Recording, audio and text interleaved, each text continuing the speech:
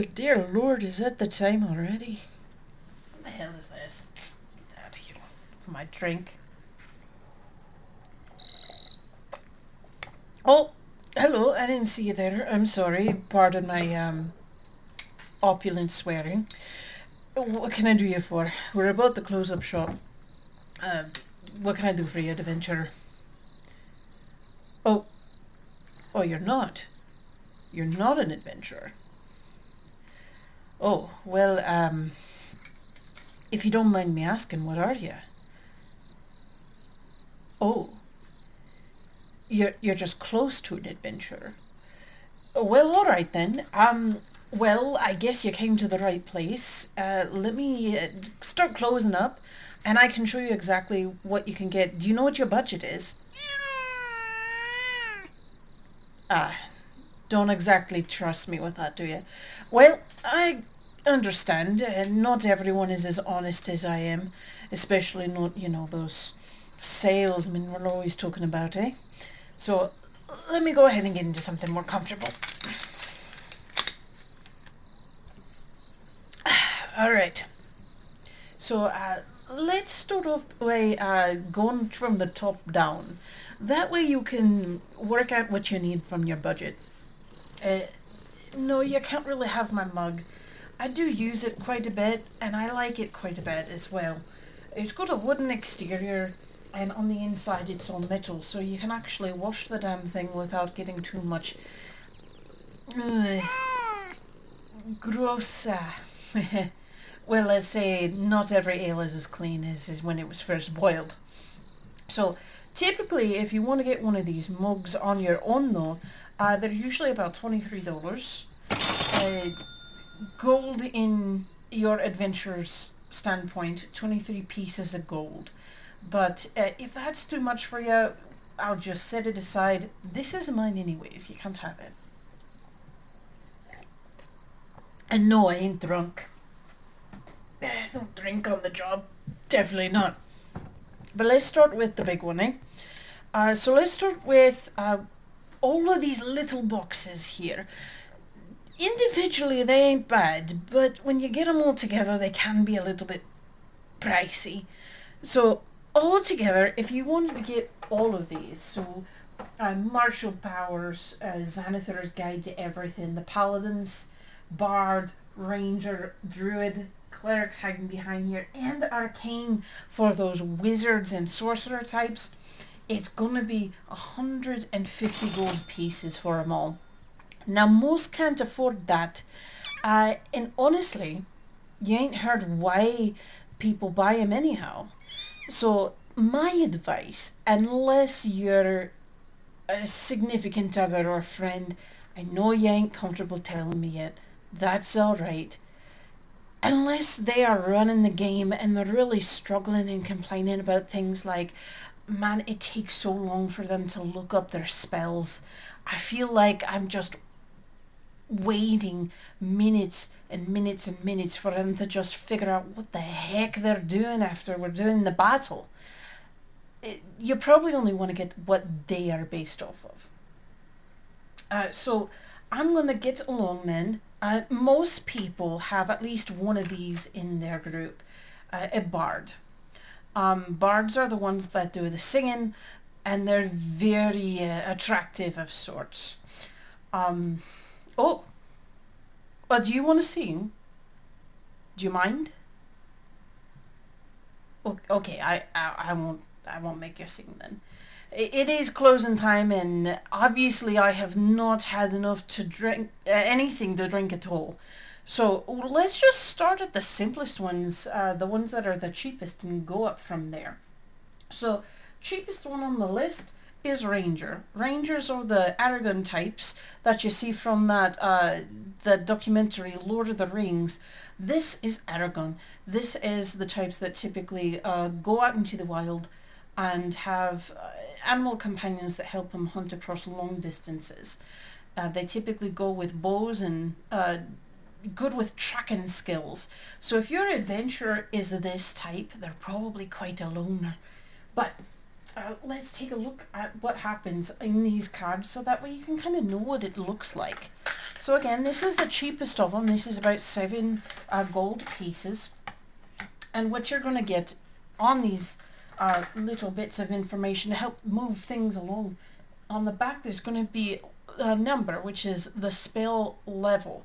If someone's under a certain level, it means they haven't gotten there yet. And that's alright.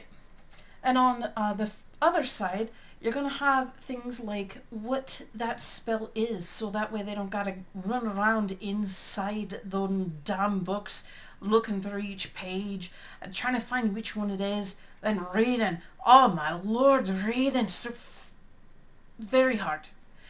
It's going to tell you what it is though. It's a conjuration spell, how long it takes to cast, what you need. For this, components means vocal and somatic. And range yourself, duration lasts up to 1 minute, and that C means concentration. And it also gives a description of what it is. So you go down further in levels, the number changes, what it does changes, and what's really nice is if you have a situation where you just want to have these ready to go, all you got to do is you get to one of those little films where you stick the old baseball cards inside and it's all ready to go. Every single one of these has that in it. Has these cards specific to what their adventuring preferences is. So Ranger is the cheapest one. It's 7 gold pieces. Then you got the martial classes, which tend to be like your fighters. Oh yeah, you gotta love the fighters. Always putting up everything for the rest of the party. The rogues. Oh my, I love me a good rogue. Not that, well, I dated a few rogues, but not in the way that you like. So, Ranger, cheapest one. Martial, which is up here. That's for those fighting types. That's 10 gold pieces. And then you got your paladins. Oh dear, where did the paladins go? Paladin, here we are. Paladins, they're those knights in shining armor, doing the holy smiting and everything, and oh, they're just out of my league. So then you got Xanathar's Guide to Everything. Now this isn't for those multi-eyed laser beam thing that you see on the front. This is actually spells that don't actually show up in the original tomes. So this is some unique things there. That one's about 13 gold pieces. Bards, like we said, very, very attractive. Definitely out of my league. Oh boy, but maybe if you buy something, I might be able to afford one. For a song, I swear. Then we got the druids, which are, the best way to put it, they're animal types. They like being in nature. They actually can turn into quite some terrifying things. You ever heard of an owl bear? You don't want to. If you hear one, just run away. And if your adventuring friend runs into one, run away. Plain and simple. Then you got the cleric, which is the holy types, the real holy types. They follow a god and everything. They're doing your healing. They're making sure that everyone in the party is well taken care of. And they're also they're resistant to damn near everything. You can't hit them with a sneeze and expect them to fall down. And then arcane is for the ones that, well, they're soft-skinned, let's put it that way. But it's because they got more important things to worry about, like magic. This is your wizards, your warlocks, your sorcerers. All of them types are in here. And they're probably going to be the ones that get the most use out of this, because they often, if you get the right types, have to swap out their spells every day. Put it in their new grimoire every single day. But again, altogether, it's quite expensive, but if you find something that your lovely adventurer might like instead, you can actually just pick up the individual pack there and buy a little bit of a trapper, like one of those things that you put the cards in with the little clear things, and just let them keep it like that, and then they can move things along faster. Alright, stay with me here. I swear, we're not going to sell you the leeches. Those are mine. Let's move on to something else. Let's move on to something for you, something simple. These LED lights. Now, you're probably going to say that I'm mad, but having a set scene often is something that is missing in a setting. It's something that often gets overlooked, or it's something that changes the mood of the whole party. So if you do have LED flickering lights, it removes the chance of anyone's sheet getting burned up. The only thing you really got to worry about is changing out the batteries every once in a while, which these already come with it. So it's about 17 gold pieces for you. The other thing that I want to talk about is something called critical hits. Now this is also a set-in situation. Now that's this thing over here, and what this does, very simply put, when you have that situation where someone has a 20 on the day, on that big old dice that everybody knows what it looks like now, you have it's called a critical hit, and oftentimes a storyteller or a dungeon master will just say roll again for your damage. That ain't too interesting. So what this does is it gives you special effects of what can happen when you have a critical hit happen. And it's based off of what kind of weapon or thing that you're doing. So we got things with sharp edges like axes and knives and swords and the like up at the top. And underneath you got arrows, spears, things that are thrown. Underneath that you've got bludgeoning weapons like maces, morning stars, not waking up next to your lover, I'd say. But the heavy stuff, the blunt edges. And then down at the bottom you got magic and the like. So for example, up at the top as well, you got it's just dangerous, or is it life-threatening? And it gives you a more cinematic way to tell what happens when you do a critical hit. Can you imagine slice to a cheek, brow slash, oh my lord, a bashed nose? Oh, that's the worst one. I need my nose. I need as much looks as I can get. I ain't the best looking.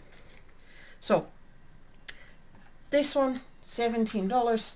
There are 17 gold pieces to your adventurer to just give him a little bit of spruce for what they do a critical hit for. Something to cheer for. So let's, while we're in the same line of thinking, let's move on to dice. So this is how your adventurer is going to be making his world his own, or her own, or their own, however you put it about. This itself is something called a dice bag, but this one's special because it also becomes a rolling tray when it's all splayed out. Why is a rolling tray important? Well, it's because sometimes the dice are just too dang heavy. For example, metal dice, such as these, have a situation where they're so damn heavy that they can actually damage your furniture. So unless you have something that is going to give it a buffer, damn thing isn't looking at it. There you are. Now you're looking at it. So unless you have something that's going to give it a buffer between your dice and the wood, it's going to dent right into it. It's damn heavy. You just roll it like so. Now the other type of dice is acrylic or resin dice. Now these are very light. This one actually has sharp edges, so if I tried to crush it in my hand, it's actually going to give me quite a splinter if it was made of wood. But these end up having a lot more features to them that make them look pretty. This one, something won't focus. Right? Come on.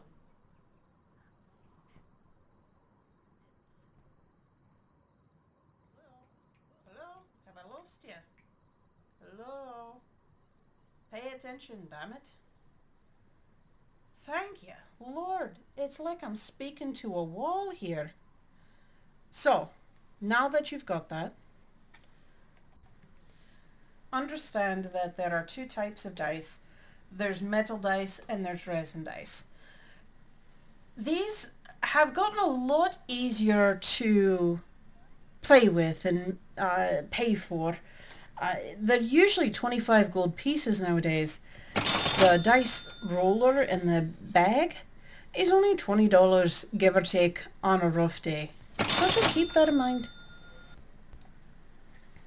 Alright, so moving right along, let's get this out of the way.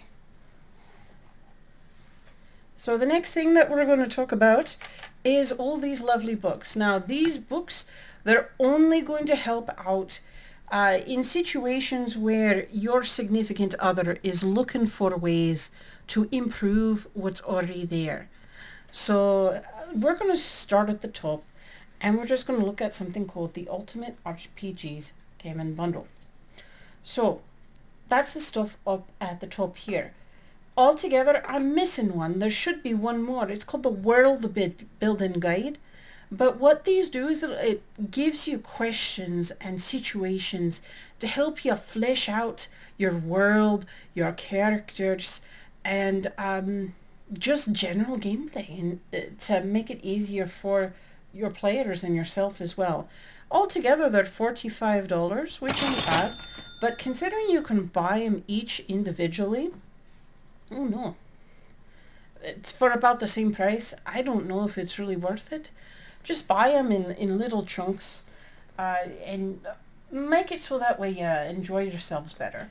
But there are questions in here to help you flesh out your session zeros, your how to talk to people about what kind of game they're expecting, and just go from there.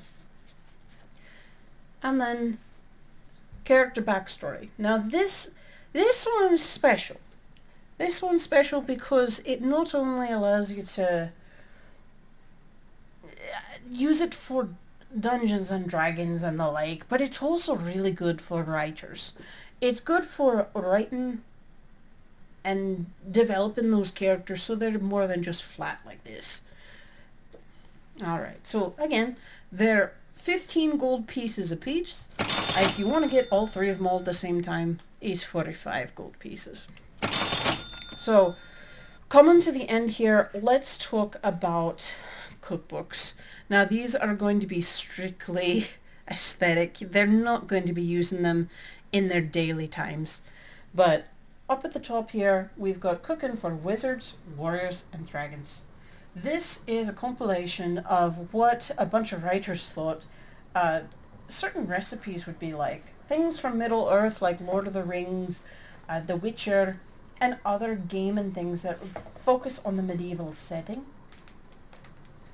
What they don't have in here, they don't have lembas bread. So shame on them for not having that. And this is about 23 gold pieces with those nice little effects on them. I like it just because it gives my my adventure something to look at. So, the next thing on here is the Necronomnomnom. This is a darker book. This is something that you want to make sure that they're actually into this first before you buy it. What this is an illustrated cookbook for all those things dark and devious and waiting for the elder times. So, without much of ado, there is some things that you got to know. A lot of the pieces of this recipe calls for things like holy water. I'm sure you can infer and make substitutions as you will. For example, we don't necessarily have many albino penguins lying around, so on the top here they will tell you to substitute out for chicken. Alright, so again, $30 when it's not on sale. Do what you like. Last and not least, this one is very important. This is one of the things that allows your adventurer, or rather the dungeon master, to save time for themselves.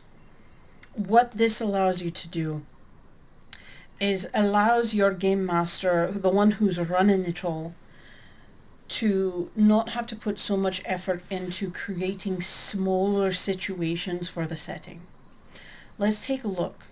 So that in this first one, random encounters, you have the ability to take important NPCs from here, or in the case of the very first page, you can actually just pull a couple of one-shot adventure short stories and look on page 68.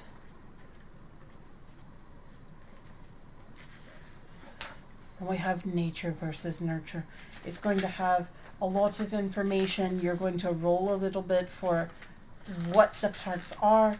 There's maps. Everything is already in here for a one-shot ready to go. And what's even better is at the back of each of these, there's random curse creators, randomized tables for characters and NPCs. There's a whole bunch of tables back here that make it easy for your dungeon master or storyteller to engage in their players, in their own adventures. This is also true for non-player characters, characters that are not created by other adventurers. You have everything in here, and this just helps make that overwhelmed dungeon master have a little easier of a time. And then of course, traps, puzzles, and dungeons, self-explanatory. How much do you want them to hurt? Quite a lot is the answer. So, if you want to get them all together, there's one more that comes with this, but you can get the Game Masters bundle for $65, or you can buy them individually. And they're going to be around $23 to $24 by themselves when they're not on sale. All right. Well, I think that's about it. We've gotten everything that we needed to get done. I want to thank you for stopping by. No, you can't have my drink. But I wanted to thank you for stopping by. And if there is something within your budget to make your adventurer happy, I wish you well. And I hope that someday you get to share this passion together. But I'm closing up shop. Thanks for coming by, and I hope I see you tomorrow.